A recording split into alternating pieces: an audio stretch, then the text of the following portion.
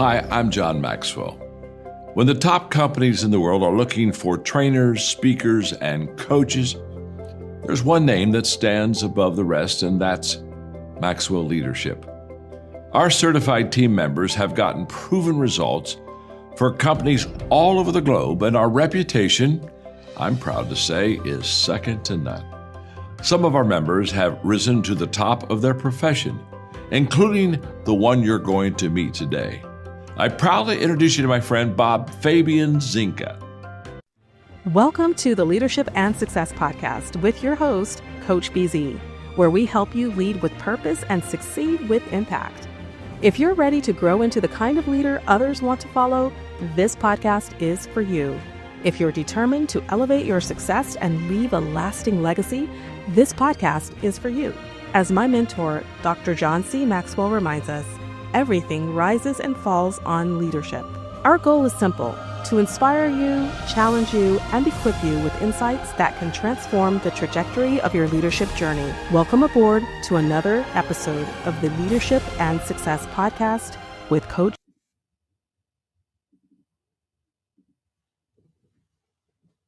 Master Sergeant Joseph Groce.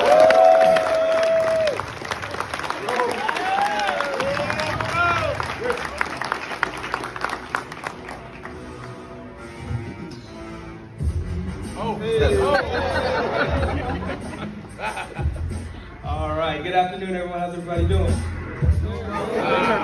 Turned it up. Let me just start off by saying thank you, Colonel Schackemeyer, Chief KC, Commanders, Chiefs, SELs, LTs, everybody who just came out, shirts, I'm trying to remember, right? For supporting Class 23 Delta, right? That means a lot for the team. Spouses, thank you. My wife, my beautiful wife, thank you so much. I would not be the man I am without your support. I wouldn't even be as far as I am. So today I'm just gonna make it real quick, right, this afternoon. I know it's a little bit unorthodox. I'm not standing behind the podium, right? You're like, wait, what's going on? This dude's like walking in front of the front thing, like, what's going on, all right? I wanna share what 23 Delta actually taught and reminded me. You guys heard those beautiful quotes that each of those class members picked? That's the future leaders of this force and one Space Force. Where you at, bro, right? And what they taught me was the growth of the spirit, mind of a hustler, heart of a king. When we started off the course, myself and Chief Kane, right, and I thank you, Chief Kane, for allowing me to even have this opportunity. The biggest thing that they started off in the first week is purpose. Chief, why you do what you do? Sergeant Groce, why you do what you do? Instructors, why you do what you do, right? They wanted to know what was purpose. And that is part of the spirit. Air Force will give us everything we need to be the greatest whatever we need to be, right? Ground transportation, BB, that's me, right? They'll give me everything I need to be the best on the LRS, skills-wise. But character, that requires purpose. That requires value. That requires hope. That's what builds character. And that's Character requires purpose, value, and hope. All right, welcome everyone to another very special edition of the Leadership and Success Podcast. Before I bring in my guest, as is our custom here, we are going to take just a moment for what we call our moment of gratitude. We want to be grateful for something every single time we meet. And part of the reason is because about 22 service member and veteran commit suicide every day in this country. And we believe it's not possible to be grateful and suicidal at the very same time. So if you would maybe close your eyes and go to your happy place. For me, it's probably by the beach somewhere. I love to see the ocean and the soft breeze on my cheek. And I really feel happy and really one with my creator when I am at the ocean. It's so beautiful, the sunshine, and just sublime. So in that place where you are happy, maybe take a deep breath and think about one thing you are grateful for. And right now I am so grateful for all of the mentors I've had throughout my entire career. I joined the Navy 21 years ago as a seaman recruit. That's E1. That's the lowest rank in the military. And from day one, I didn't know anything at all about anything about the service, but chiefs, right, E7, E8, and E9 in the Navy really took care of me. They really showed me pretty much everything I know. And later on, even when I became a junior officer in 2007, I became an ensign, and chiefs were still mentoring me all the way up to '04 lieutenant commander. So much so that even when I finally became a senior officer, which is quite an achievement because only 4% of people who join the military end up being '05 or above. But even then, I still relied on my chief. So I am just so grateful for the chief mess, for all of the E7, E8, E9, from all of the branches of the military out there because they really run the military. Without them, we are absolutely, absolutely nothing. So, such a great privilege and honor to be speaking to an E8 today, Senior Master Sergeant. So, let me see if I can introduce him to you guys. So I'm going to be speaking to Senior Master Sergeant Joseph Groce Jr., who also has a DSL, Doctorate of Strategic Leadership. So he is Dr. Joseph Groce Jr. He is a combat-tested U.S. Air Force Senior Master Sergeant, leadership coach, and founder of the Servants Council. More about that during the interview. Really, it's a platform dedicated to developing leaders who serve with heart, with humility, and with purpose. And that's exactly what he was talking about in the introduction video: purpose, art, and humility. With nearly 2 decades of service, advanced academic credentials, including a doctorate in strategic leadership, and a passion for servant leadership and emotional intelligence, Joe has impacted hundreds of thousands of leaders across the military and beyond. His philosophy is quite simple, but it is profound. Leadership is not about rank, it is about relationship. And today we're going to be learning why servant leadership is the future of leadership and how to lead beyond authority and build trust driven influence. All right, so without any further ado, please welcome to the Leadership and Success Podcast, Dr. Joseph Groce. All Greetings, right. everybody. Senior Master Sergeant Joseph Groce Jr. Doctor, how are you doing today, sir? I'm good. I'm very much humbled by that introduction. So I appreciate that, Professor and Coach BZ. Like that was real dope. I'm like, wow, okay, amen. So it is really a great pleasure and honor to be speaking to you today. Maybe to get started, what is one thing you are grateful for today? So I am extremely grateful for my family, for my kids. Yes. That's just one thing that they make me laugh and giggle every day. My daughter just took like 20 of her vitamins at once, It's all the fun things that come with family, but they definitely bring joy to my heart, my kids and my wife. So yeah, I'm very grateful for that. You better enjoy it because life, it seems like my daughters were born yesterday, but one of them is out of college now, and the second one is about to go to college this year. So it's like it just went by so fast. I mean, I really miss them being young, but anyway, it is life. So you just have to get used to it. And what is one thing about you, seniors, that most people may not know when they first meet you? So when they first meet me, one thing they probably do not know is that I can actually bark like a dog. So I usually introduce myself that way to a unit. I just recently did that with Mountain Home here in Idaho Air Force Base. And yeah, they were all like, whoa. Yeah. So we gotta wake up everybody. Do you mind showing my audience what that sounds like? Oh yeah, absolutely. Yeah, so that's amazing. Wow. Yeah. A good bark to wake everybody up. Oh my goodness! In my home, we have a little dog, but he barks louder than he looks. I always joke, if it wasn't for him, I'd be the only male in my family. But how did you learn to do that? It's so realistic. I think we just grew up around a lot of wild dogs. Wow, we come from, so there was a lot of random dogs, and so around so much animals, I think I just picked it up. Of course, DMX was a famous rapper at that time frame too, right? So if you could bark like a dog, those things influence that. Sure. So, Dr. Groce Jr., for those who meet you for the very first time, who are you beyond the uniform? Oh man, so that was a great question. It's a very important question. So I would say that for me, beyond this uniform, one, I am a follower of Yeshua Mashiach, or better known as Jesus Christ. Like really following him, looking at the Gospels. What is Christ calling us to do? Right. I usually invite folks to that. Say, hey, read the Word. Don't just look at the people. Read the Word.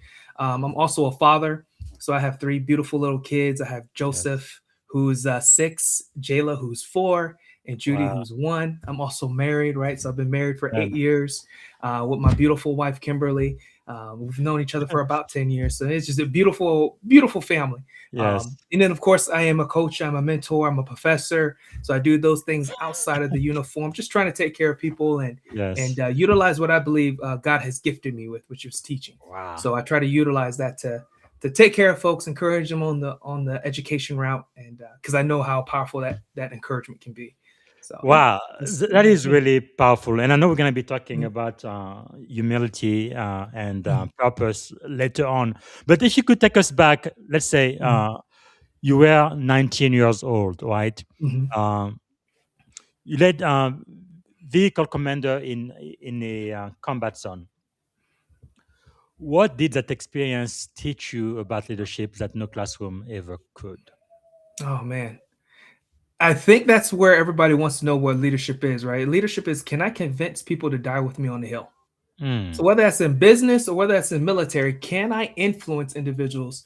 And in that, a classroom can't really teach you how integrity is formed. So what I learned in that situation is, why did they select a 19-year-old kid, 20-year-old kid to be in this lead vehicle position where you're supposed to lead convoys throughout Iraq? And it came down ultimately to my willingness to be self-sacrificed. Like mm, I was more than willing to make sure that I like there's people who will say, I will give you my life. I will give my life for you. It's another thing to prove it and do it. And when people yes, saw that, I didn't know everything, but I think having that attitude of I am willing to die to keep you guys alive and being teachable allowed for everyone else to surround me and say, hey, this is what you need to do. This is how you contact. This is what you do. Right. And competence does play a key part in that. I won't take that away, but it's really character. I think that's what they were looking for. It's like who, because you can't volunteer for lead vehicle at hmm, all. Like the instructors select you and then you can volunteer for the position. So in our training, they're paying attention to characteristics that I wasn't aware of. And they're watching, oh, this kid is willing to, and they'll ask, so like, hey, I'll say, yeah, I'll die. I'll keep them alive. I'll do whatever I need to do to get them home alive. So in that developed integrity. Integrity develops trust, and then yes, therefore you can influence. So I think that's something that a classroom is going to be very hard to teach.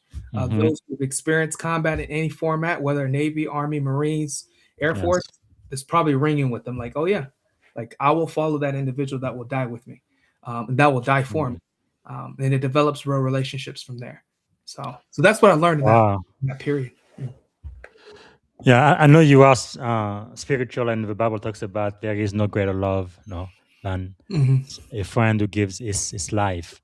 Mhm. Uh, where I guess that's really maybe part of the reason why I consider anybody who's ever served in any branch of the military, even if for just one day, Mhm. who's worn this uniform, I consider them a hero. To me, you don't have to actually go to war. You don't actually have to sacrifice your life. Just that you volunteer, right? Because Mhm. in America, we have a completely 100% volunteer military. People choose to join the military, knowing that they might Mhm. potentially put their life Exactly. on the line for their brother, their sister to their right and to Mhm. their left. Where do you think that comes from? Because obviously, it's less than I think 1-2% of people who join the Yeah. military. So most people in America do not feel that way or don't have the courage to do so. Mhm. Where do you think that comes from? Okay. So for me, it's going to be a little more personal, but for me, for that dedication to service, one, I come from a history of service. So my father served in the Navy; he was a Navy rescue. Wow. My grandfather was one of the first black helicopter pilots in the Wow. United States military, point blank. My great grandfathers and them, they're attached to Tuskegee Airmen. So this idea Wow. of self sacrifice has always been there. You Yes. add faith elements to that. So I remember before I deployed, you got to be careful what you pray for if you're in this Mm-hmm. faith. Be careful. But I said, hey, Lord, let me be a leader. Like these Mm. people are gonna have families, they're gonna have kids. I'm 19, 20. I don't have a Yes. family, I don't have kids. If I die, my Yes. parents can pay off their house. They can live in the Mm. suburbs, they can, happy. So I approached that in prayer and it had no idea where that would take me. Yeah. So I think that attitude, so it was literally a history of service with the family, and then the faith element that led me to like, hey, this is what I'm here to do. Is Yes. I'm here to serve and I'm here to take care. And of course, I had my own personal reasons of, hey, I want to get education. I seen that the men I respected growing up, they all had to seem to have this military background. and this Yes. foundation and how they communicate, how they talk. So I was like, I'm paying attention to these things. Say, hey, I want that. Mm. So that's what led me towards the military, and then you having that attitude of servitude, if you will. So Yes. yeah. Wow.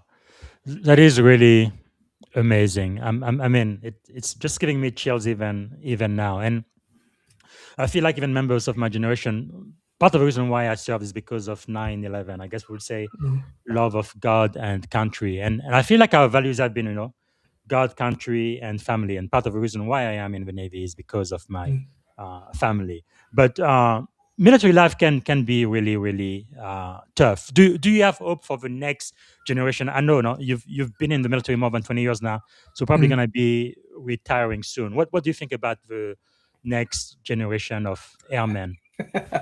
They have a challenge.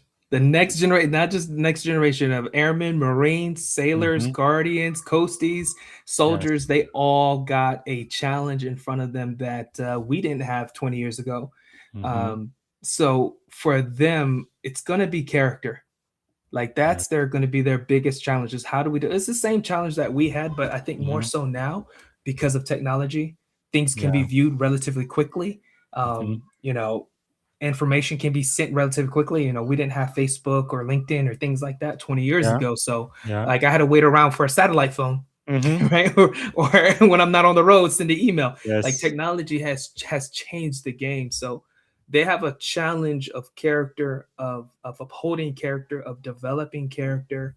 Mm. And when I say upholding character, really upholding character when the chips are going to count. And Yes. do I run? Do I stay? Do I fight? What do we do after? Because no one talks about after action report and Hmm. how do we deal with the mental and spiritual things on the side of that. Mm.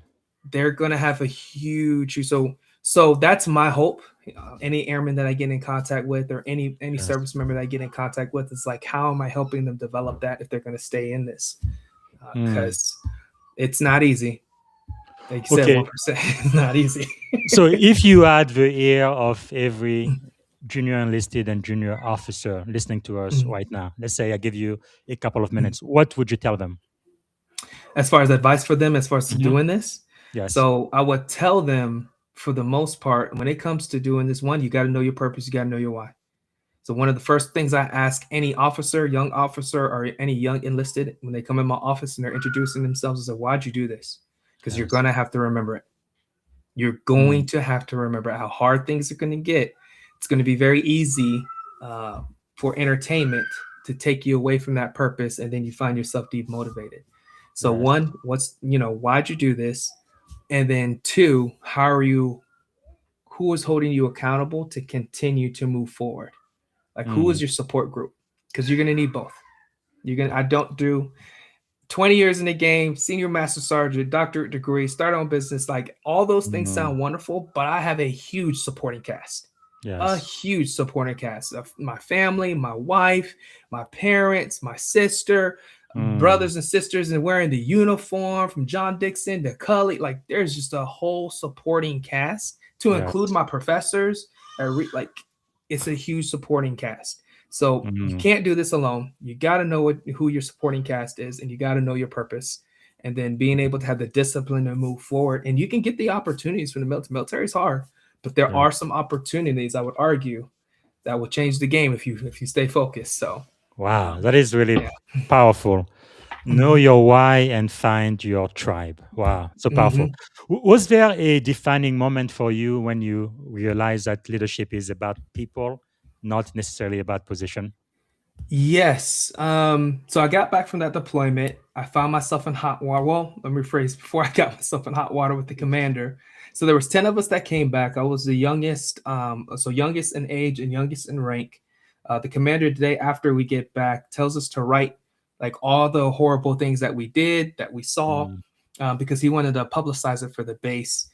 And everybody looks at A1C Groce, right? So I'm E3, like, hey, Airman Groce, are you? Because you had the most miles, you guys had the most things that happened, and I decided to let the commander know. Unfortunately, at the time, because I didn't communicate well, I didn't Mhm. know what I was dealing with, but I told the commander no, and the commander looked at me and said, "What do you mean?"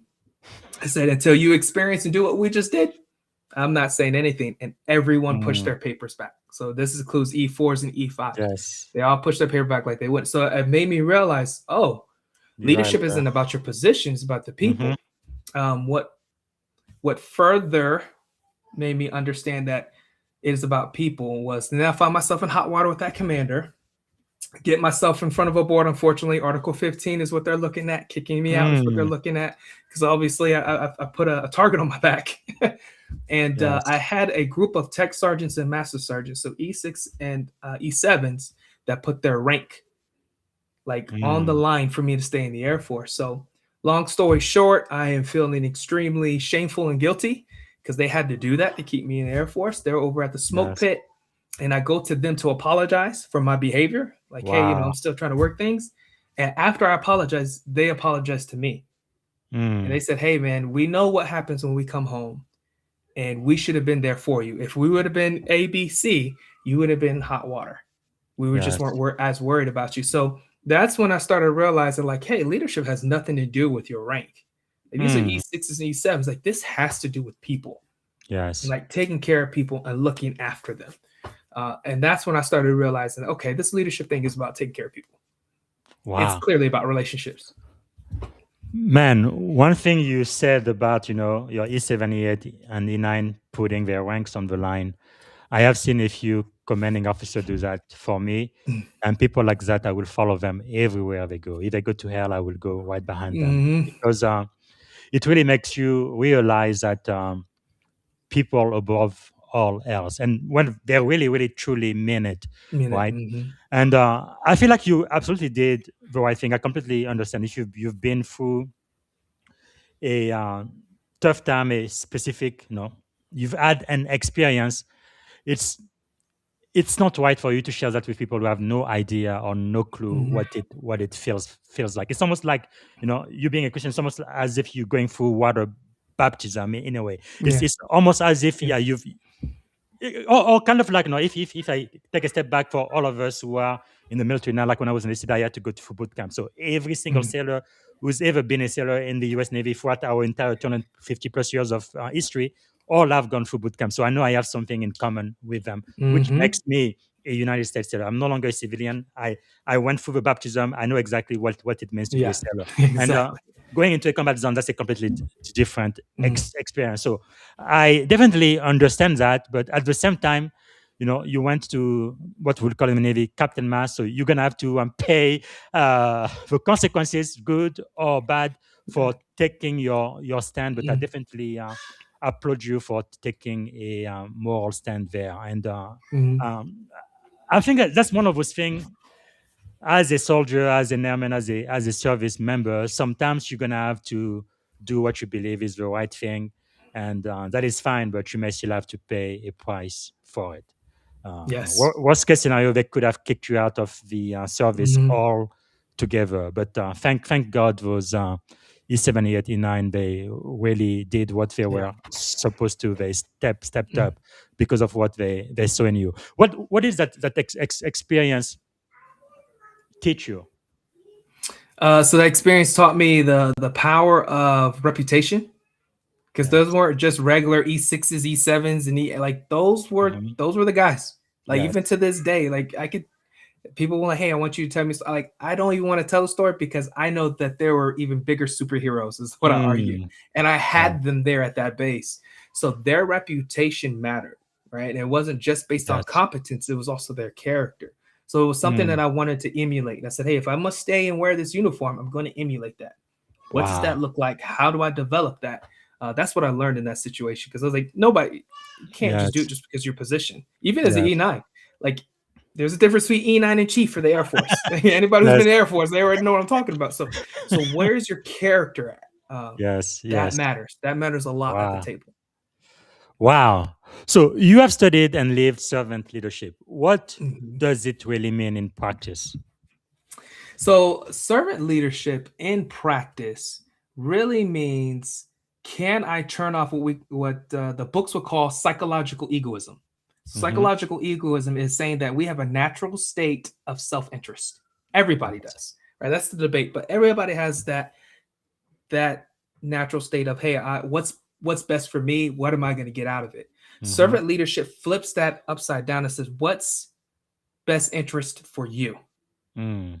Even if it costs me, even if emotionally I don't want to, right? Yes. So in theory, that's it. But in practice, how do I actually do that? Like, how do I actually Mm. move forward with being able to do that? So as I say, servant leadership is one of the hardest things to do out of all Yes. leadership theories, because I've got to turn that off. I got to be Mm. sacrificial to be able to say, hey, what's the best interest of you? Even if I don't like you, Yes. even if you're messing up, even if you're the person who's creating the toxic work environment, Mm-hmm. I still need to see what the best interest of you is. And there's some powerful Wow. things that come after that. Wow, that is really powerful. So you really have to have that intention. So why Mhm. do you believe then that servant leadership is more effective today than traditional command and control? So I believe it's more because command and control doesn't require emotion. Mm. Requires me to be a manager. So as an EA, all I need to do is tell you guys A, B, C, do it. If you don't do it, there will be a discipline process. If it Yes. doesn't work, I've got officers that I can have, punish you, right? Mm-hmm. It doesn't require much. It only requires headspace. Servant leadership requires headspace and heart space. Really, when we talk about servant leadership, can I love you appropriately? Yes. Right? Mm. Can I actually love? And that doesn't mean I don't discipline. That does not mean that I always agree with you. Like, love means like, how do I do what's in the best interest of you? I Yes. discipline you because this is in the best interest of you. You get kicked out of the military early, you lose all your benefits. This Mm-hmm. is not smart. I need you to get back online, right? So Yes. that's how I believe, like, servantly. And in that, because you have love and genuine love, you have the highest level of influence. Mm. Like, and that's what leadership all goes down to, right? Is that, can I influence these individuals to do A, B, C, D? Well, it's going to be founded on love, because Yes. love is not manipulative. I'm not trying to manipulate you. I really want the best for you. When people start Mm. realizing that, that's a lot more influential than, hey, command and control. I'm Yes. a new senior master sergeant. I'm the chief master sergeant. I need you to do A, B, C, D, E, F, G. Are they Yes. going to get it done? Absolutely. Are they going to do it at excellence? Mm. Unless that's their purpose in life, they're not going to. Yes. Right. So Wow. what makes somebody go there? It's love. It's like, hey, this person loves me. I clearly Yes. know they love me and they've proven it to me. So if they Yes. ask me, I'm going to go further. And Mm. that's always going to be more powerful than command and control. That is so powerful. So how do you then balance the love you have for people who report to you, for your team, and the need and requirement of the mission? Oh, that's a good one. That's a great question. How do I balance that? I prioritize it with them first. I know there's a statement that the Air Force says, people first, mission always. I don't believe that. It's people first, mission second. You don't have a mission without people. Mm. Point blank. And if I can stop the mission, I will stop the mission to take care of people. That does that get me in hot water? Wow. Absolutely. But that's why I get paid E8 money. Yes. That's why I get Ah. paid senior NCO money, right? And Yes. I can explain, like, hey, this is what's happening with these individuals, but I will always prioritize the folks first, because you don't have a mission without that. And the last thing you want to do, Mm. especially in a combat situation, is to go into mission with the people that are not in the right headspace Yes. for the sake of the mission, right? Like, Mm. I want to pick as many, I want to help as many. I don't get to pick everybody on my bus, but I Yes. do get to help everybody that's on my bus. Yes. So how do I do that, and how do I prioritize that? And that's going to require me to get in Mm. trouble. But again, that's why we say rooftops in the Air Force. We have Yes. rooftops. It's our job to get slapped. Yes. If you're a master sergeant, senior master sergeant chief, your job is to get slapped. So do I Yes. have the humility to do that? Do I understand my Mm. purpose? So that's how I balance it. So please note, it Wow. can get you in trouble. Yes. I've been on the other side and like, Groce, you're wrong on this. Hey, absolutely. Fully understand. I know that is a mission stoppage. This is what we need to do from here. Y'all can put the Mm. blame on me, but it gives them safety, gives them Wow. psychological safety. Yeah. That is really profound, because when I had the privilege of being a commanding officer, I had two leadership mantras. The ones that you mentioned, I think we probably started from the army, but Mm-hmm. mission first, people always is what they say, and Mm-hmm. then one team, one fight. And Mm-hmm. I like what you say, people first and mission second. That makes it very, very clear. You're gonna take care of your people first and foremost, and it's also true, especially when you are in a combat zone. one of your responsibility as a team leader, you want to make sure everybody goes home alive, right? You want everybody to go home after the Mhm. mission is complete. And like you say, they're not in the Yeah. right headspace, that will probably not happen, right? And you Mhm. don't want to have PTSD and all kinds of nightmare because you could have done something different to save Yes. one of the life Yes. of your men. But Mhm. having said that, that's really a leadership decision, right? Like it says, the buck stops with you. That's why you get the E8 money. That's why I get Mhm. the O5 money. But the truth is, you are really putting your own career on the line. Absolutely. Because you could be court-martial and you could be asked to retire, or they could just kick you out of the Right. service altogether, or even get a dishonorable Yeah. Yeah. discharge. That is Right. very Right. possible. Yeah. So that's why I have the three questions in front of me. Like, hey, is this unethical? Is this Hmm. immoral? Is this legal? If Yeah. it's no to all three, I'm Yes. gonna take it. I'm gonna take, Very because good. then I will. The worst they could do then at that point is, all right, hey, we're gonna fire you. All right, we got to find another place to put the senior because of Yes. ABC. It's never come to that, but I've had a Yes. couple of commanders like, hey, how come are you like, why are you putting Mm. the people first? And we got a mission. Like, if you don't, I'm telling you, Yes. there's going to be consequences that we're Huh. going to have to deal with later. So let's deal with this now. So we I have to love deal that. with those very bad consequences of the late phone calls on the Saturday. Airman did Mm. A, B, C, D, E, F, G, whether that's fighting, drinking, trying to commit suicide. Like, we need Yeah. to do this now. If you don't Wow. do this now, we need to be prepared for these consequences. Man, that's really powerful. So, do you believe that really builds trust quickly within your team members when they know that you are willing to do that for them? Yeah, absolutely. Absolutely. When they see that and they noted it, right? And typically I try not to, right? Because the last thing Mhm. you want is to step out of your commander's office and then say, "Hey, I said this, but my commander said it." You do not want to do that. So I Yes. usually I do not do that. Like, as far as they know, we're all on the same page. But Yes. some airmen, But some of the NCOs, they'll they, pick up and they'll be like, they "Wait a will know. second. They will So know. why are you in trouble? Like, you said you agreed. Why are Yes. you in trouble?" Right? Yes. Yes. They'll pick up on it and then they'll be like, okay. And then Yes. that spreads like wildfire. Like, hey, this dude is here Wow. to take care of us. He's here to protect us. And then what Yes. happens is they start policing themselves, which is what we want as senior Hmm. NCOs anyway. So Yeah. they start policing themselves, not because the Air Force says it's a standard, but Yes. because we work for him or we Mm. work for her. Wow. It's just this ripple effect, right? So it really Yes. starts with that LOVE word, that love. Like, Wow. am I willing to put love in there? And yes, that's going to have some consequences. Mm. Maybe I'm not going to promote as quickly as I like, but that's fine. Yes. That's not what I'm here to do. What's my purpose? Wow. So, That is really powerful. I think it's about mhm, 5 years ago. I guess that's when I started this podcast. I started to think of one word that defined leadership. Prior to that, to me, it was influence. But now, more mhm, and more, I think love really defines what leadership is mhm, all about.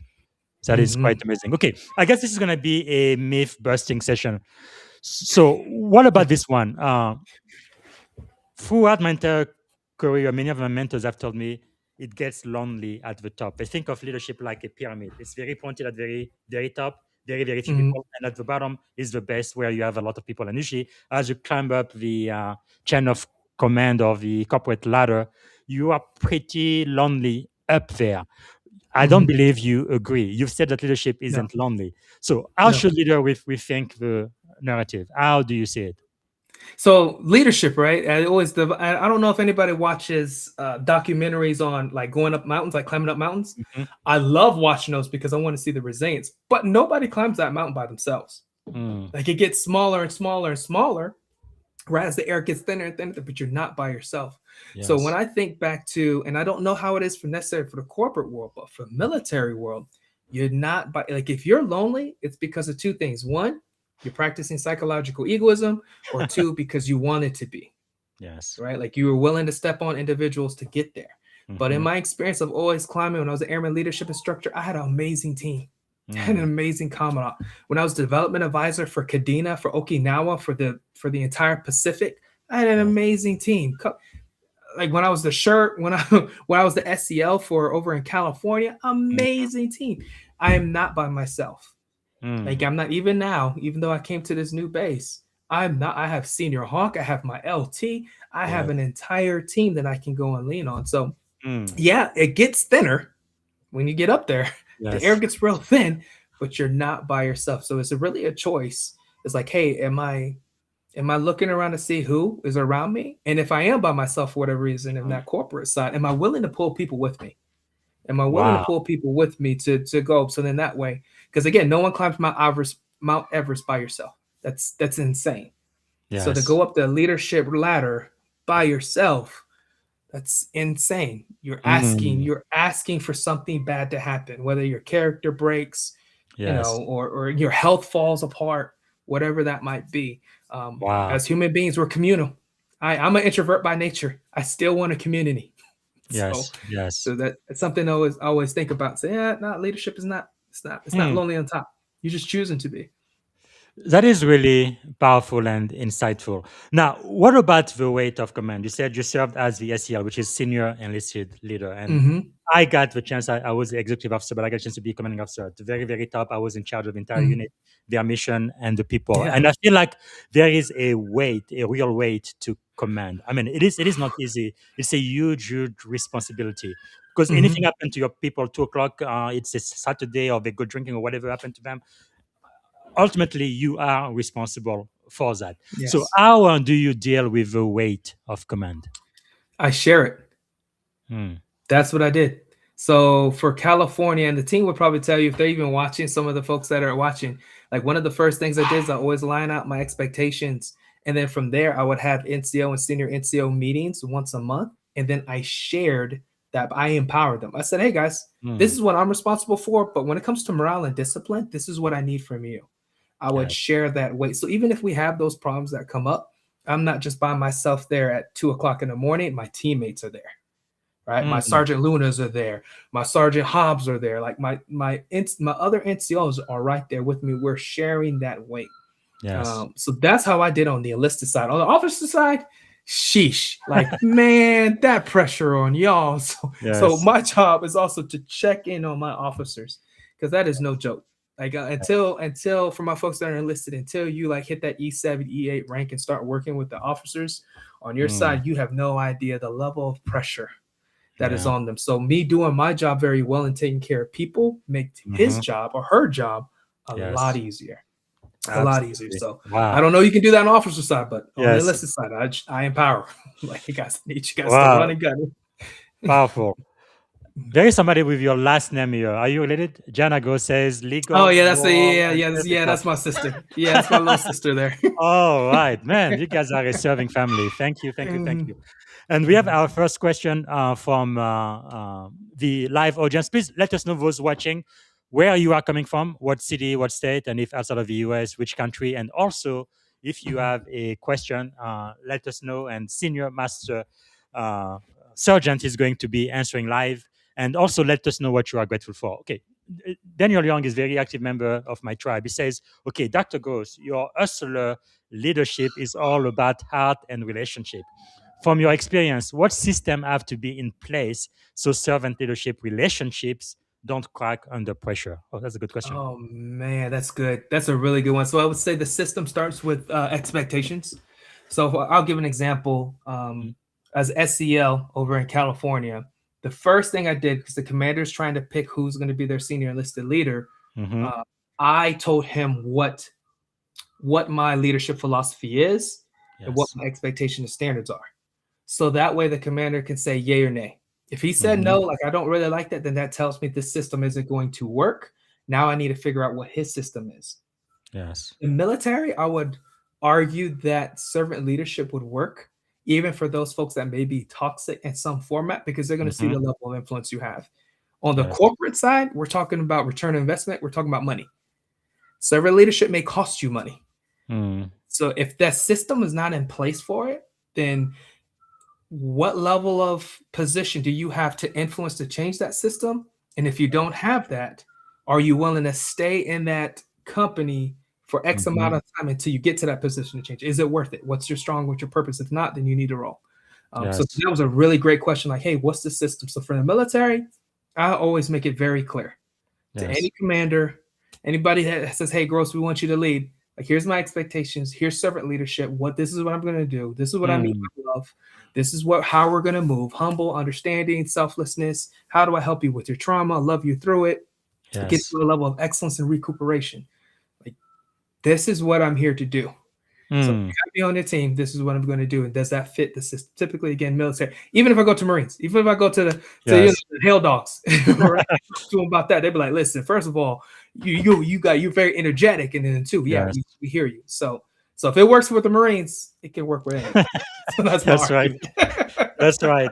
The few, the proud, the Marines. Yeah. Nobody like them. Yeah. Wow. So I hope So that answers the question. Yeah. absolutely. So what is your command philosophy? So my command philosophy is very simple, right? Servant leadership. I'm here to serve you.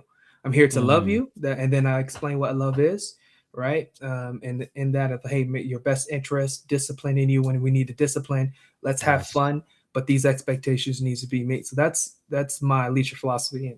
And I have a Mm. whole bunch of standards, and then I tie it to what the Air Force standards are, right? With our major Yes. graded airmen areas, or when it comes to leadership and innovation and like Mhm. how these things play, and then let them know like, hey, here's my expectations. Yes. Let's move from there. And I know that I have to win people over. I know that Yes. rank brings trauma. Not Mhm. every senior master sergeant was a good senior master sergeant. So I have to Yes. understand that this rank can bring trauma. I'm going to have to earn your trust. But I always start off with 100% trust with everyone. I always tell them Yes. that. I'll never have them like, hey, you have to earn my trust. That sends a different message that I don't want sent. Yes. Yeah. So Hmm. that's But usually my. Oh yeah. but I must hope, just like in the Navy, like in my own experience, maybe only once or twice throughout my 21-year career have I seen a chief, senior chief, or master chief who didn't deserve to be there. For the most part, 99.9% of them, they're just excellent. Like I say, they Yeah, go really Navy. truly run the Navy. Yeah. I hope that's the same Go Navy. Yeah. the same experience of the Air Force. Yes. Yeah. So for the most part, Okay. I think what happens is what people would say, hey, this is an E9 is really more of an individual that's exhausted. Yes. Right? Because at this Yes. point, they're being thrown a lot of things. Nobody really prepares anybody for Mhm. E9 until you put on E9.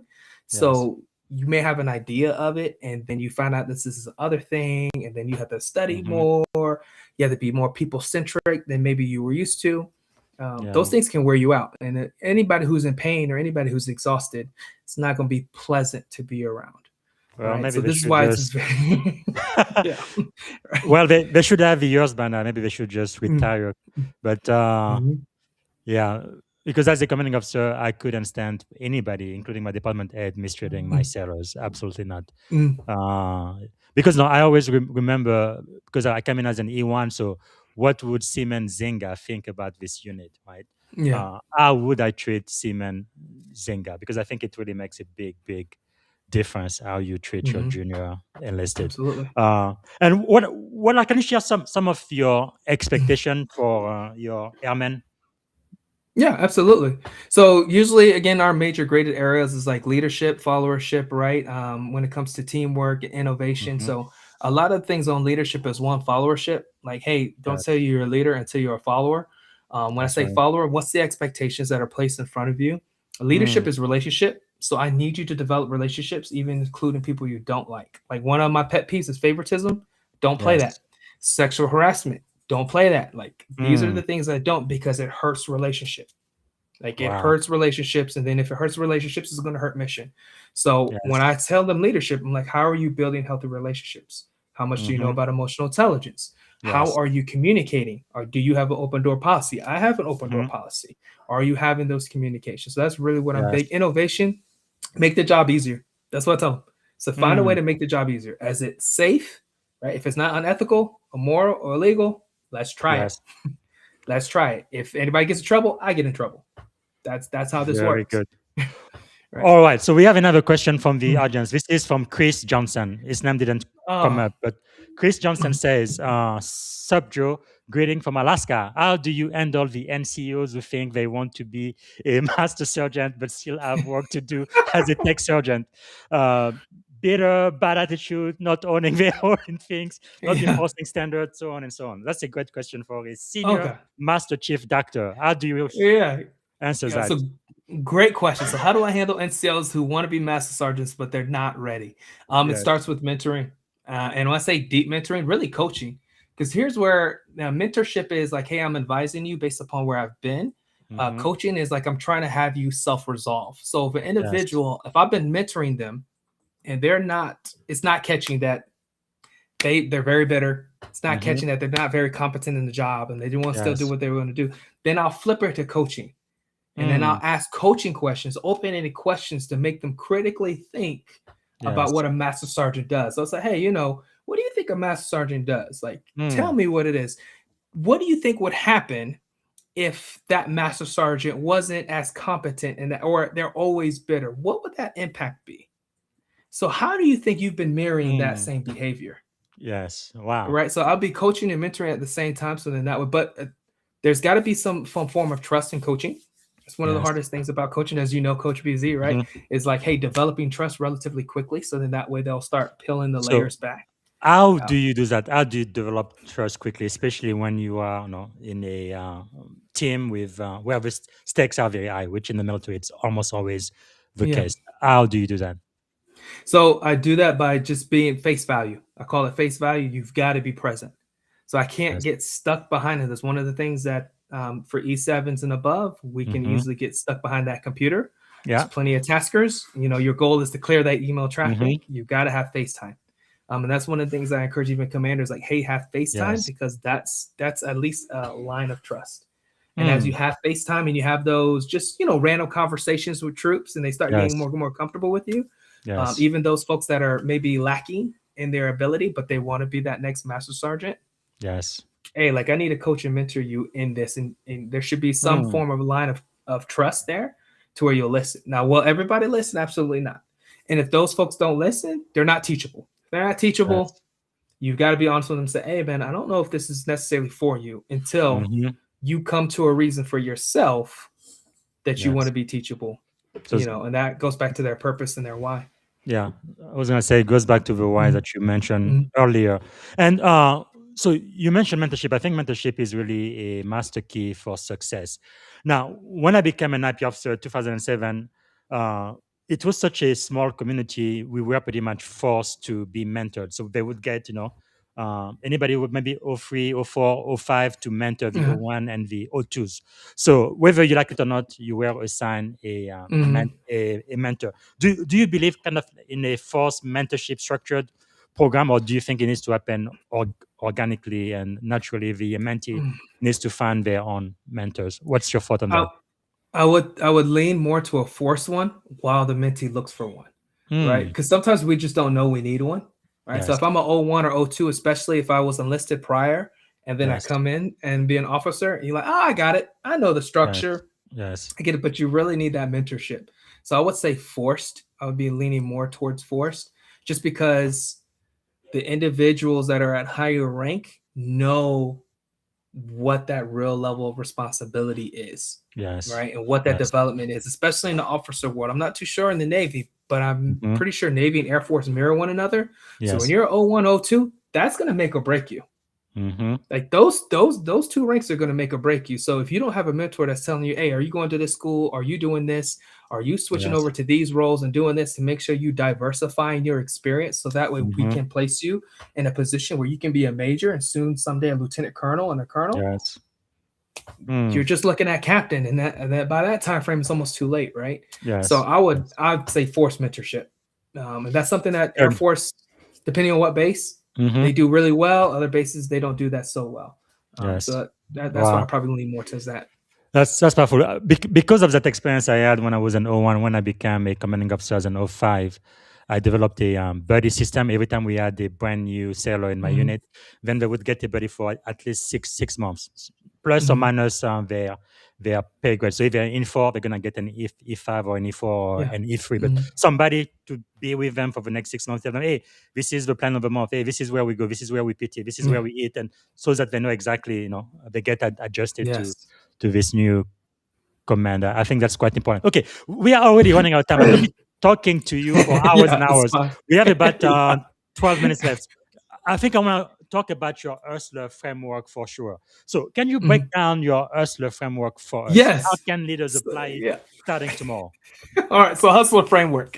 Funny story with that one is that I have a board in my office that says "Mind of a hustler, heart of a king." So I was told to go and go and give a speech at the ALS graduation, and I used Hustler. And John Dixon, if he's watching right now, Chief Dixon, he's probably laughing his tail off. But the Hustler framework is this. It's really simple, right? Air Force and military, we typically do leadership and acronyms. So Hustler is H is humility, right? Am I humble enough? If I am humble enough, then I get to the U, which is understanding. I become more understanding of the people around me.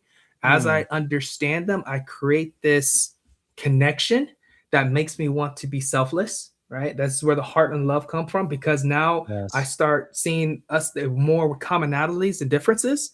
So I will serve you. What happens is, as you serve people, not everybody's going to respond well. Their traumas are going to come out. So whether they're going to offend you or they remind you of an offense, and then that's where we have this choice of, okay, cool, now that trauma, now will I love you or will I lose you? Right? If I lose you, that means that I'm going to take on the responsibilities that you're supposed to do, and I'm going to get exhausted. And because I'm exhausted, eventually I'll be resentful of either leading you guys or resentful of the organization I work for. If I choose to love you, which means, hey, discipline you, get you, like, have real communication, right? Be honest and transparent. What's going to happen is we're going to develop a culture of excellence, which is what everybody wants. And in that excellence, then we'll have time to recuperate. And that's the Hustler framework. Okay, so overall, you said H for humility, U for understanding, S for selfless. And then what about the T? T was trauma. Trauma, yes, you mentioned that. Very good. And the L? L was either for love or loss. So you get a point. You get a point. And once you hit trauma, you hit the T, right? You got two ways to go. Love or and loss. If was for excellence, right? Yeah, E was for excellence if you choose love. So if you choose love, it builds a culture of excellence. And then because of you building a culture of excellence, we have room to recuperate. We have room to rest, right? Because we're helping each other out and doing that. Right? Wow, if we choose loss, powerful. Yeah. Wow, I love that. Hustler, humility, understanding, selfless, trauma, love or loss, then excellence if you choose love, and then rest. I love it. I love it. Wow, this is powerful. Man, you come up with that on your own? I came that well. Then no AI, no nothing. I was like, that's the Lord. Wow. So as soon as I wrote, I was like, oh, this is fire. I can't even wait. Now, we've talked a lot about humility. Why is humility so critical? What is it such a foundation for leadership? Oh, man. Humility is critical because it's not passive. Like, you have to intentionally go after humility, right? So I've heard this phrase once. This is humility is not thinking less of myself, but thinking of myself less. Yes. Right? Wow. It's an intentional act. And I say it's intentional because, again, our by nature is us to be selfless. If you don't believe me, if you have kids, like, just look at them. I have a 6-year-old, I have a 4-year-old, and I have a 1-year-old. It's all about what they want. They're not like, oh, let me give my toy away. Like, it's by nature, right? So humility, it's not passive in nature. I have to go after wanting to really help folks. And that and that's why it's so important in leadership, because now I have to really reflect on how come I'm doing this. Like, what's the reason why I'm doing this, right? This is why I say, hey, for your social and in your spiritual aspect, because everyone talks about the 4 domains. We'll talk about, lifting weights physically, talk about mental, like, hey, how smart you are, social, who's around you. We shy away from spiritual. I don't, because your spiritual framework is going to give you that answer. That's why I don't shy away from the faith of Christianity, right? When I say Yeshua, Meshach, like I've studied, because that's my framework for me to go and say, I need to be humble. If my God was humble, then I better mimic my God. Okay, so maybe you don't rock with Jesus. Okay, so Buddhist, is there anything in the Buddhist world that's humble? Well, there is, if you want to go and get to the next enlightenment, right? So I apologetically, I understand each of them, even to the atheist and agnostic. Like, why are you going to be humble? For your legacy. So I know how to do this in coaching and talking to see. And then they say, how do you know that? Yeah, and then invite them, like, hey, to the faith, if they're interested, like, how did you get here? But in that's where that humility piece is. It's like, it's not passive. It is extremely difficult to do, but if you do it, people are going to pick up on it. And it's honey to flies. They're going to come. They're going to come and say, what's going on? Oh, wow, you're really going to help me? Mm, Oh wow, and then yeah, powerful. yeah. I definitely agree. Just like Janice Romero, great Mm, Dr. Groce. This is so powerful. It is simple, but it is so powerful. mhm. Um, I guess another thing with humility is the moment you say I am humble, I guess you are no longer humble after that. Yeah. But it is really so crucial if you are going to lead, because dealing with ego is always going to get you into the Hmm. wrong direction, because it's all about me, myself, and I, sort of thing, about Yes. the mission and the Yeah. people. So let's talk a little bit. We're running out of time, but I at least want to Mhm. mention your podcast, this one here, Yes. the Servant Council, established 2023. Can you tell us about that, please? Yes. So Servants Council was actually birthed after my daughter. So after Jayla, Mm, she was in. We had to do an emergency evac. But long story short, wow. I said, "Hey, you know what? I need to have something that's of legacy Yes. that I can provide for the family, but also be able to do some good."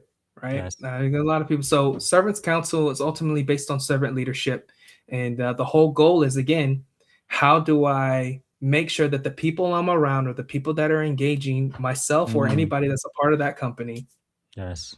are left off better than we found them. Wow.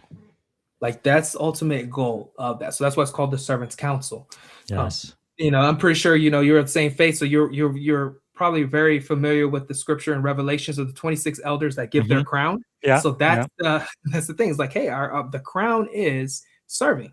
Like Yes. that's the crown. And if we really want to be very influential, a positive mark, right? Leave a legacy for our kids to follow. Mm, It really comes down to that. So the Service Council ends up doing that. I have that's where my dissertation was on the yes. development of servant leadership. So I created a workshop. That's the one that Wow. the school called and said, "Hey, congratulations, you did great. We'll give you some feedback, but you are a doctor now." So taking that and saying, "Hey, That's how do I develop amazing. servant leaders?" With the Hmm. ultimate goal of I always call it bridge out of poverty. Hmm. A lot of the ills that we see in our society is based off of poverty. Yes. Like if I really look at it, whether it's political divisions, whether it's religious cults, Hmm. everything goes back to poverty. So if I be a bridge out of poverty, then we can put people in the right spaces to make the right decisions. Mm, So wow. that's what I really want to do with the Servants Council. It's That, to be a hand to help folks, right? that's And amazing. and do that. Mhm. So yeah, Really powerful. This has the potential to actually change the world. Wow. by God, by Yeah. God, One person at a time. yeah, So, yeah. through the Servant Council, you've impacted thousands already. What Mhm. legacy are you trying to leave behind? Love. Just that's it. Like that's Love, the yeah. legacy is to let folks know that they're loved in a world that I think that is very decisive, where you can't tell between real like truthful information and misinformation. It, this place can be cold, Yes. right? And I Yes. want you know that aspect of the business to be a place where folks can go and say, hey, like there is somebody in this world that does love me, that is concerned about me, even though I Yes. may have done A, B, C, D, E, F, G, Wow. and the power of love transforms, Yes. right? Like that's what I've learned. Like that's where I'm at right now. It's because the power of Mm, love has transformed me, transformed my mind. um, yes. so that's my hope, and then of course leaving that for my kids, because I know I Yes. could die any day. So they have something, at least they have their dad's voice, they know what dad was Mm, really trying to work on and do, and yes. maybe if they want to take that further, then they can. So, will there be a book, sir? They will be. I've been Hey. teasing for years. My troops know. Like, I always call it Player's Guide to the Galaxy because they always ask us, like, "You should write a book." So I don't call it Yes. Player's Guide to the Galaxy, but there will be a book. I don't know the title Oh, yet, but it will be within servant leadership, right? And then the development of it, I will be getting with the head honchos of so servant good. leadership. I don't want to do the same thing everybody else has because there's some Yes. great servant leadership books out there. Mm-hmm. Shout out Dr. Robert Cruz, like his latest book on servant leadership and the healing to racism. Like, Mm, so I want to make sure that in my specific route, it's like, hey, what am I trying to get to yes. that that will, generate some interest. Hey, let me go pick this up. So I haven't figured that quite Mm, out yet. As I look around, because I just don't want to do a repeat. Right, I very want to good. give something that's relatively new, relatively fresh, and allow people to think. Wow, that is really, really powerful. But whenever you do, sir, come back here. let's help you be a best-selling author, and let's talk Oh, I about it. appreciate that. Because I think last year, I think it was about May, everybody I interviewed asked them for books they read or books Mhm. they recommend. We started with a couple. Now we have more than 400 books on the digital bookshelf. So Yeah, that let's is go. that is a lot. So your book needs to Yeah. be on that bookshelf for sure. All right, we are quickly running out of time, and here, let's see. Jana Groce says, "Fantastic! Oh, hold on, Yeah, that's my sister. fantastic." Yeah. The Servant Council LLC. That's right. Okay. Technically, we are out of time. Can you give me 10 more minutes, or do we have to Yeah, end? absolutely. Yeah, Okay, okay, absolutely. No, okay. yeah, I give you 10 minutes. So for the last segment, I kind of want to get into your head and think about Mhm. some of the leadership principles that have helped you be successful. Mhm. Your career in the US Air Force, your doctorate, and now your coaching business, and pretty Mhm. soon your book. Why? Okay, first let me ask: what do you believe is one of the greatest lesson you have ever learned, whether in life, in leadership, or in general? So I said it earlier, love transforms. Love So I transforms. mean, I said this to we had like a big survey for the Air Force, but ultimately I told them like, hey, if we ever do any personality stuff or when it comes to leadership, if they don't know how to love, they have no business being in leadership. Point That's blank. powerful. And if they don't know how to love because of past and trauma, are they teachable to learn? Mm. And if it's a no, they have no business being in leadership. Wow, I You're like going that. to ask these group of men and women across all sister services to possibly die while wearing this uniform. If I'm in Mm. leadership, you better know how to love. Yes. You Yes. better know how to love appropriately. Yeah, that's really something when you are in the military, you always have to think about Mhm. the stakes. Like you said, no, in Silicon Valley or the industry, corporate Mhm. America, worst thing that happen, they lose money. But in the Mhm. military, people may actually die. Yep. And that's a huge, huge responsibility. Wow. Okay. And why do you think you've been so successful? What's the secret to your success, Dr. Joseph Oh, Groce Jr.? oh man. So again, it goes to for me, it goes to my faith. I don't think that I'm here by Yes. chance. There was miracles that happened on the road and convoys and mistakes that I made that should have cost Mhm. me my arm, my leg, or my team, and it didn't happen Yes. for whatever reason. And then even for me to go to a doctorate, I just really feel like this all glorifies God. I think that we're at Yes. a time where folks are trying to discern what's real spiritually and what's not. Hmm. And again, I've studied all religions. I am not by dogma. My family Yes. wasn't raised Christian. Like we were, Islam. My closest friend was a Muslim at the time. So if anything, I would have jumped to Islam. Um, but what I've learned was like, hey, this faith is true. It does Yes. take faith to walk out on it. And in that, I've found that success has always been when I'm following and I'm obedient. When I'm not Hmm. following obedient, this is where I make all the wonderful mistakes. So for Yes. me, that success comes from that. So when they say, hey, doctorate, like it's Regent University, that's a whole bunch of professors that are praying for you, right? That's even from Yes. my master's, that's even from my bachelor's degree, University of Mount Olive. So Hmm. like there's the success is not unwedded from my faith. It Yes. is for me. So my encouragement is like, hey, maybe you're not necessarily Christian faith, or maybe you've been teeter-tottering, like really look at it. I will argue again, don't look at the people, look at the Yes. documents of what they're saying, right? Look Mm. like what is probably most true. And what I found is the Christian faith to be the most true. And as I continue doing this walk, God has been faithful even in my brokenness to allow me the opportunity to even go and try to get a doctorate degree and then finish a Yes. doctorate degree while being a senior master sergeant in the United States Air Force, whilst Mm. having a wife who is showing me grace and Yes. mercy as she is raising 3 kids, working her own Mm. job, and her Yes. husband is over here reading books and writing papers. Like you just Yes. can't unwed faith from this. You Mm. can't unwed God from that. So when someone asks me what's the success like that, it comes to that. It Yes. really comes to that for me. Wow, that is really powerful. And you did mention failure. How Mm. has failure shaped your life? Oh man, failure has. I heard somebody. What did they say the other day? They said it's not really failure; it's small successes. Mm. And I I'm like I'm that. taking that. I literally heard that yesterday. I was like, oh Yes. man, yeah, small. So failure has shaped my life and the things that I need to change. Mm. I had a lot of anger in my 20s. Right, my sister's probably listening. She knows the Yes. stories. She's been a part of those stories. If I have my ALS team here, right, they even wrote on my plaque the Joes. Is like when I would get angry, I would shake. They would tell like Yes. he's mad. So those failures of being able to control my emotions and the heatedness, like that taught me the damage it did to relationships, and Mm. ultimately what happened when it came to us trying to work together to get on the same mission. Right. Yes. It just, and that's where I believe like meekness is truly strength. Right. I always say serving to others is not for the weak, it's for the meek. In other words, it's power restraint.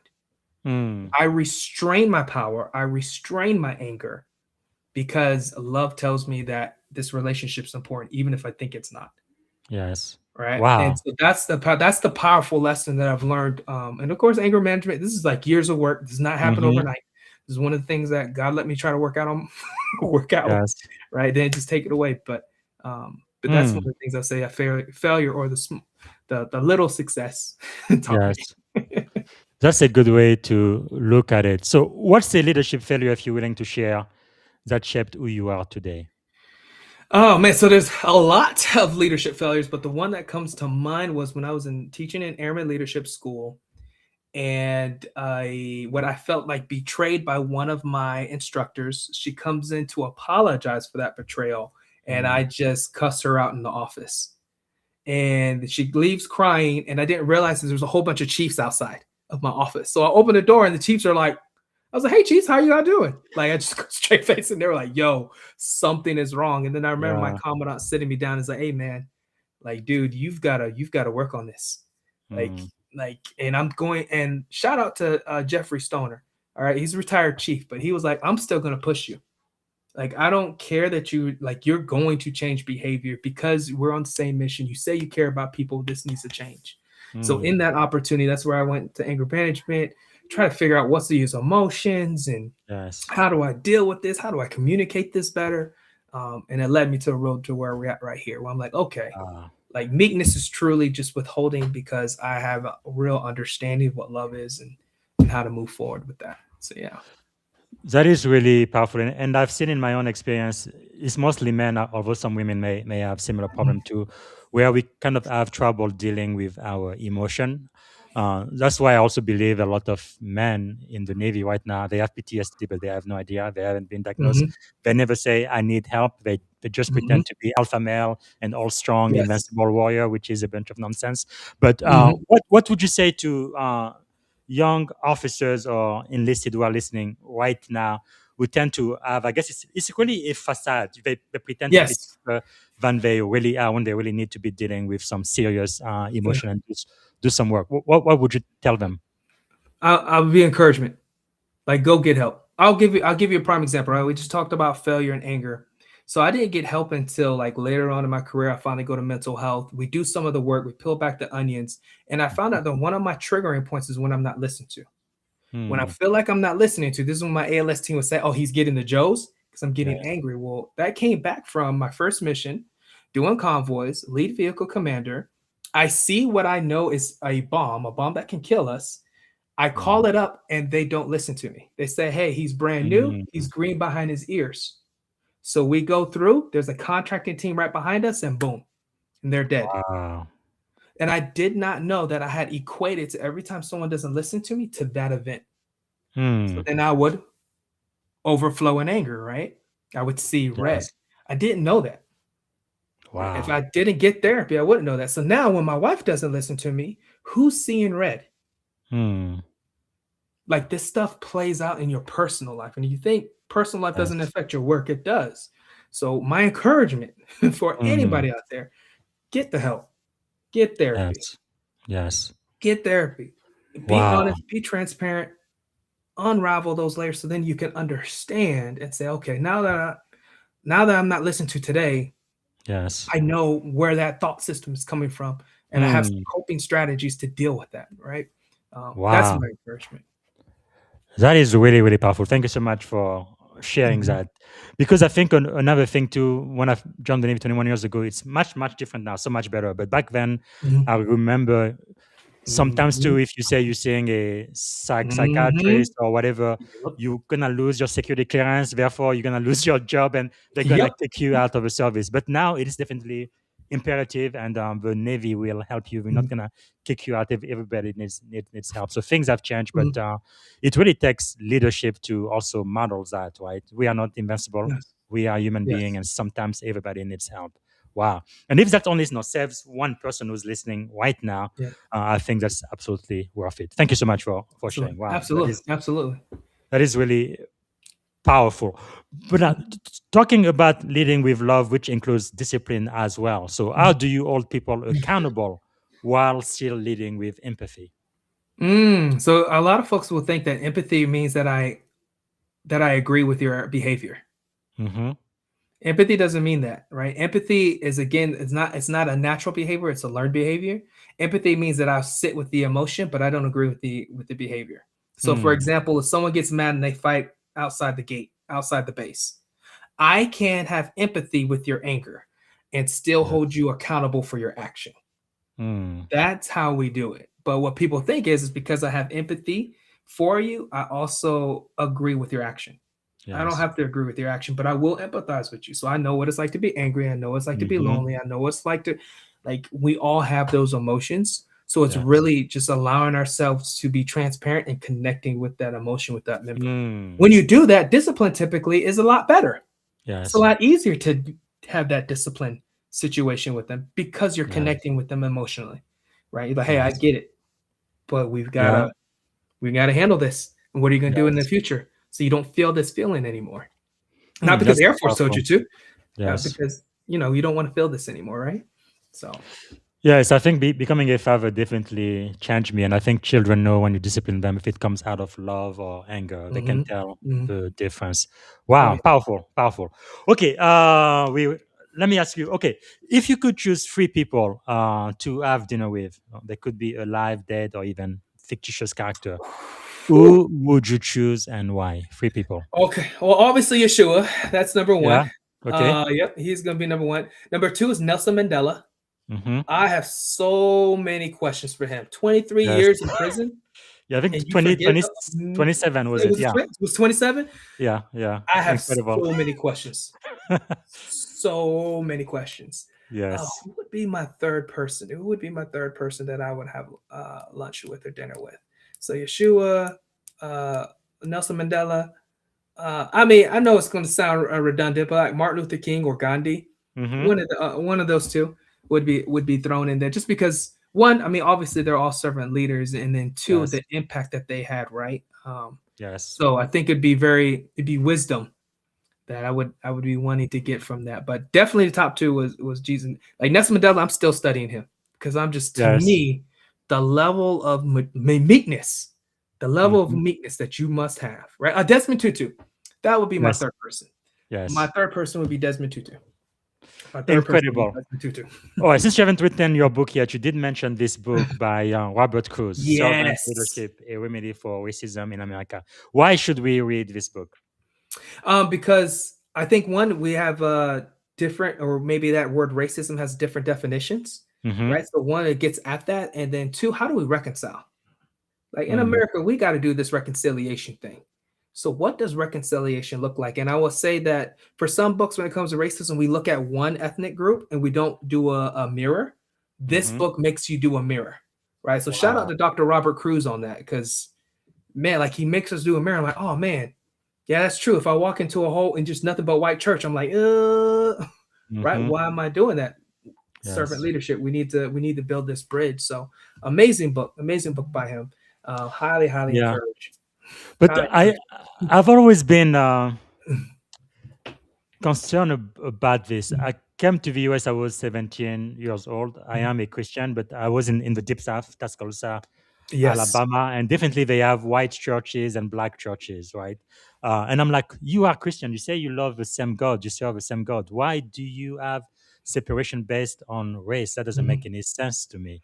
If anything, even is going to be multiracial, multi-ethnic, right? It's all of the people who follow Jesus. That's what the teaching says. So why are we separating ours? Even Martin Luther King, right? It says that Sunday morning is the most segregated hour in America. How is that possible?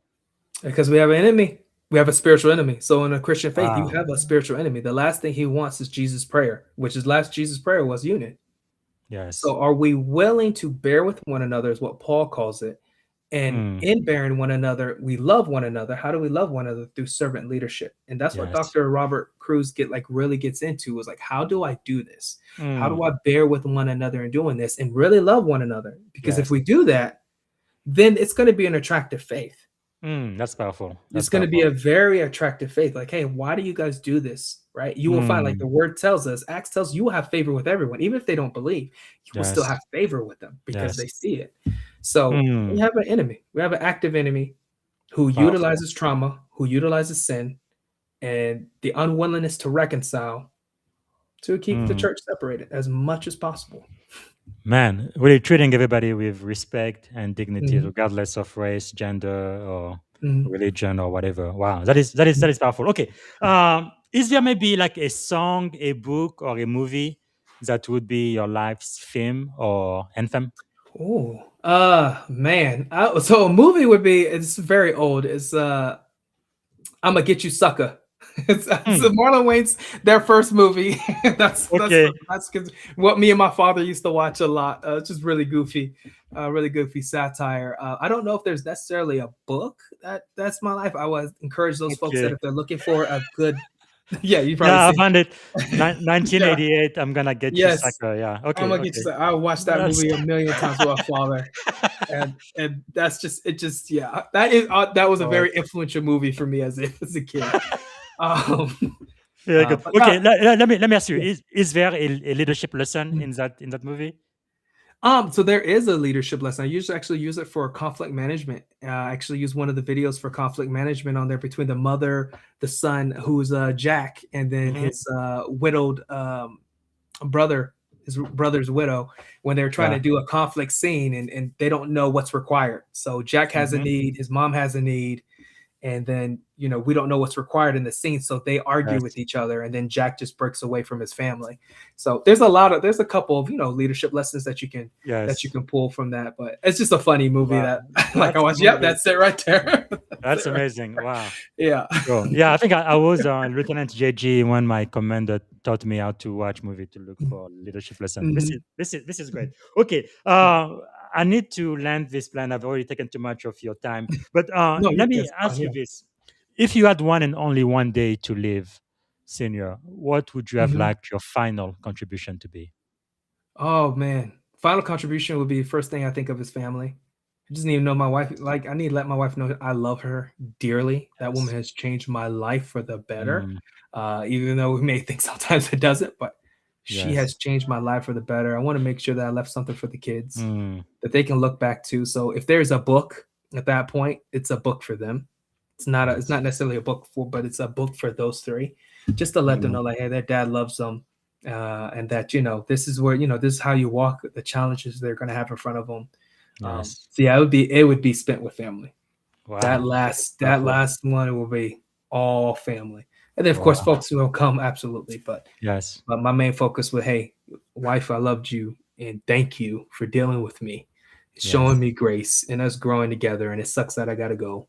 And Mm. then for my kids, oh man, it sucks that your dad won't be there physically, but here's some things that help you Mm. walk where you need to walk to. So Wow, that is so powerful. Thank you for sharing. And if you had a magic wand, you could solve any problem in the world. What is the one problem you'd like to solve first thing tomorrow poverty, morning? poverty. Yeah. I believe a lot of our ills in life, just across this world, is poverty. If we solve that, it gives us the space, Mm. to where we need to be at. Wow, powerful. Well, we are coming to the end of the show. All good things come to an end sometimes. Yes, How sir. can we add value back to you? You've added so much value to my audience. What can Yeah. we do for you? Absolutely. Hey, so you guys can follow me on the LinkedIn page. I'll usually post something at least every 2 weeks. It's always encourational. I will not have anything that's like political Yes. or anything like that. Like, it's always leadership. It's always going to be servant leadership based, unless there's a major life event like getting the doctorate degree. I'll definitely share that with you. I also have a podcast called The Servants Council. I also have the company, Servants Council LLC. You guys will see that we have the Awaken Leadership Workshop. Organization DNA is what I call it for consulting. And then we also have Rise and Realign Coaching. So if you're interested in being coached, absolutely, you guys can contact me through that, or you can contact me through LinkedIn. always interested. But again, I'm here to serve. I believe that's one of the reasons why I've been allowed to continue walking this earth as long as I have, and and that's my hope too. And then yes, later on down the road, there will be a book that will Yes. probably come out of the workshop course that I've created. So yes, sir. Wow. Thank you. Thank you so much for your time today. Is there a question I should have asked you I didn't get a chance to ask? No. Like those are wonderful questions, Coach BZ. I just thank you for your time, right, Coach, Professor, Commander. Like you're the man, you're the man. But I appreciate the time to come and chop it up with everybody, and I hope I was able to give value to our listeners. And those who Absolutely. will listen later Absolutely. on. Well, let me ask you this. This might be the most important question. I think this is probably the closest picture I found of you right there. If you could go back and give a piece of advice to that young man, I'm saying maybe you're about 18, 19-year-old, something like that. But, Yeah, I was like, yeah. okay. Standing at the edge of this incredible career you've had in the most powerful US Air Force, what would you say to that young man? Hey man, keep the faith. Keep Don't the lose faith. it. Yeah, like don't lose it. You're gonna go through some rough things. It's Yes. coming. That wave is coming. Keep the faith and trust yourself. Keep the Wow. faith and trust yourself. Trust, Powerful. like, hey, like you can do it. You can do it. So yeah. All right, so we are pretty much at the end. So let me ask you for your permission. I know I've already used too much of your Yeah. time, but if you have a couple of more minutes, I want to end with Yeah, absolutely. Yeah. rapid fire. Okay, let's do this. So first thing Yeah. that comes to your mind, say it. Okay, don't take too long to think. Yeah. What is one word that defines great leadership? Love.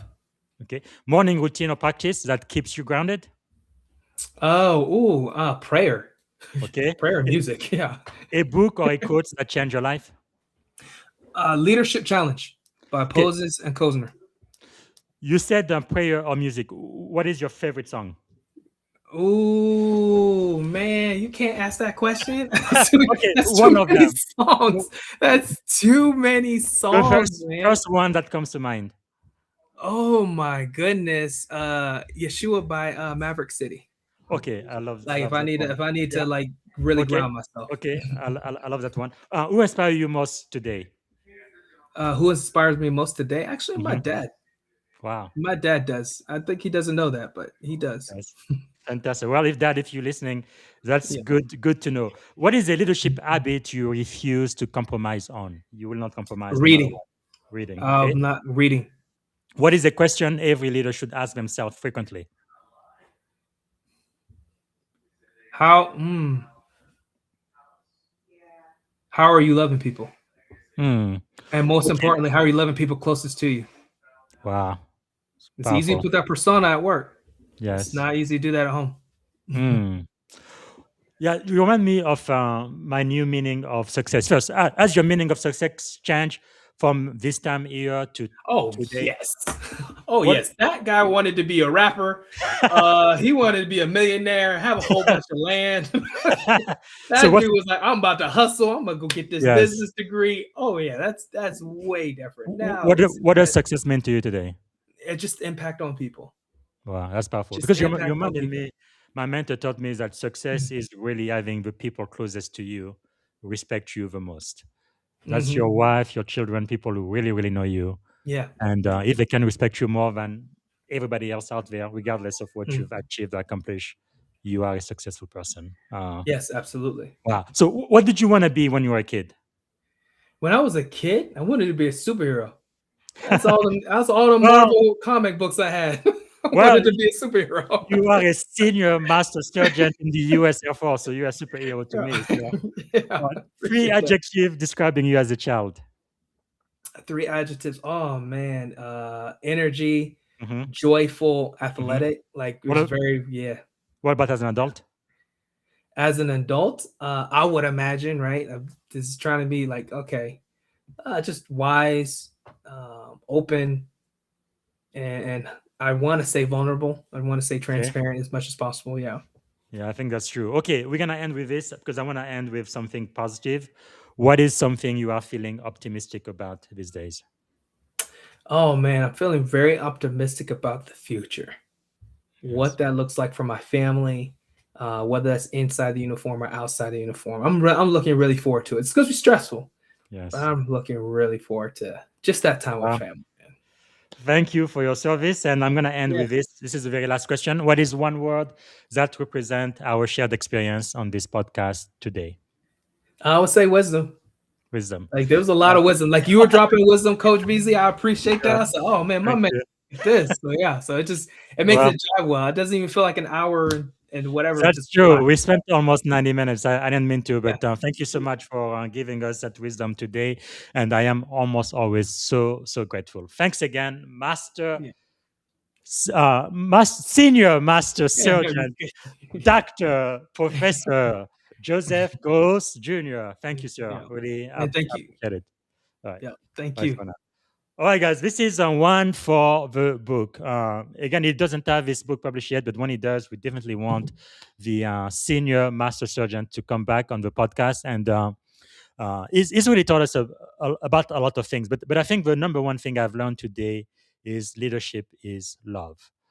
That's really powerful. If you can love your people, the people who report to you, if you can serve them, not them you, I think you are a leader. All right. That's all we have for today. Tomorrow morning, I will have a great pleasure of speaking to a retired U.S. Secret Service senior special agent. He's now a CISO. His name is Richard Latulippe, and he's written a book, Operation Counter Chaos. So we're going to be talking from agent to CISO inside the cyber underworld of global threats. That's going to be tomorrow morning. And then tomorrow afternoon, I will be speaking to James German. He calls himself a warrior, poet, monk of technology and physics. He's also a LinkedIn top voice. We're going to be talking about from blind spots to breakthroughs, redefining leadership in the age of artificial intelligence. And when we get a chance this week, I'm going to go back and we're going to study Proverbs chapter 22. We did 21 the other day. This is not a religious podcast, but we're going to be studying ancient wisdom and leadership lesson from the book of Proverbs. It's really amazing how those lessons are still applicable today in 2026. All right, that's all I have for you. And again, some of the books we've mentioned today start with Why. That's already on our digital bookshelf. I'm going to add today Servant Leadership by Robert Cruz, and also I'm gonna get you Soccer as a movie that is recommended. All right, that is all I have for now. I think we have okay. Daniel says, "Have a good evening." Thanks again for watching, and I hope to see you tomorrow. Bye for now. Thank you for tuning in to the Leadership and Success Podcast with your host, Coach BZ. If today's episode added value to your leadership journey, be sure to subscribe, share, and join us again for more wisdom nuggets on how to lead better and achieve greater success. Remember, leadership is the most critical skill of our time. The world will always need leaders to inspire others, drive innovation, and execute meaningful strategy. So why not count yourself among the bold leaders shaping the 21st century? Until next time, stay inspired, stay committed, and keep leading with excellence.